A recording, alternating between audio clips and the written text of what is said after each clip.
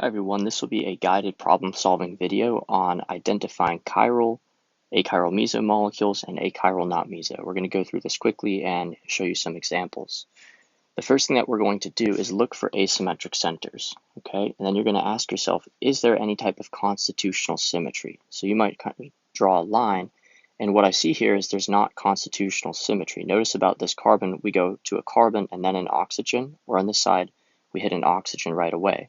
So there are asymmetric centers. There is no constitutional symmetry. Safe bet that's chiral. Next example. We have asymmetric centers. However, we notice this plane of symmetry.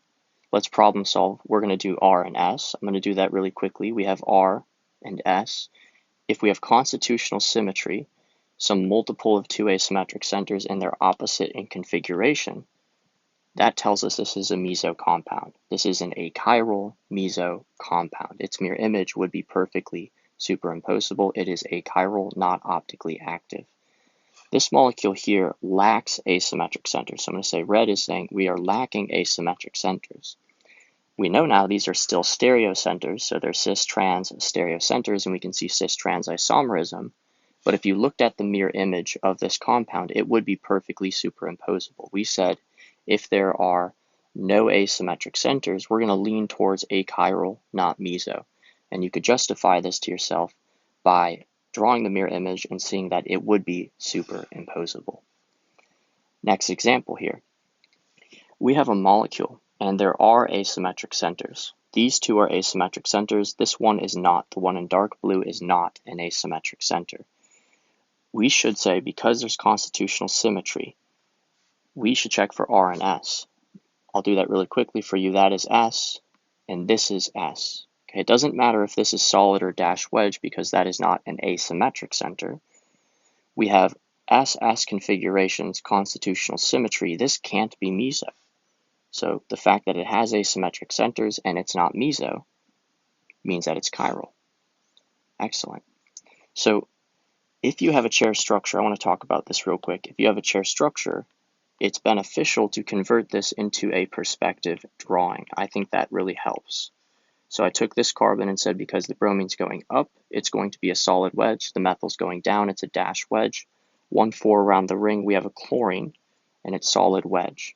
Here, there is actually constitutional symmetry about the ring. Doesn't matter that you see the bromine and methyl left and right of that line. It's actually the case that if you were looking down, that line would truly actually bisect the bromine and the methyl. So if you have a ring, make sure the symmetry is about the ring. Don't get confused by drawing that line and seeing separate things on either side. You're actually getting tricked by the drawing there. So here there are no asymmetric centers. There's this symmetry to the molecule. This is achiral, not meso. We're going to come down here real quick to a straight chain example.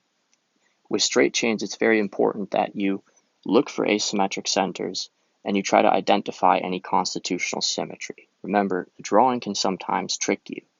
So here, if you looked at going from each asymmetric center, stepwise, we would get to the same point.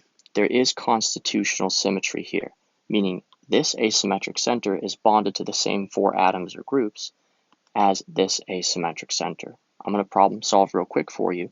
Here we have the R configuration, and then over here we have the S configuration. So if we have some multiple of 2 asymmetric centers, constitutional symmetry, and RS configurations, that is indicative of an achiral meso compound. Now, this doesn't quote-unquote look meso, okay? We, as organic students, tend to think about this being kind of the characteristic meso-looking compound, where you have groups coming cis off of a ring. Do not fall into that trap, okay? Don't always think it has to be cis. It really is about the configurations, right? The configurations will tell you if it is meso or not, okay? So for instance, over here, this is also achiral meso. There is a line of constitutional symmetry. We have the R configuration, we have the S configuration, constitutional symmetry, opposing R and S, achiral meso. That looks more meso. Again, when I say looks more meso, quote unquote, looks more meso. Over here, this doesn't look meso, quote unquote. but it is. So with straight chains, definitely do the R and the S if there's symmetry.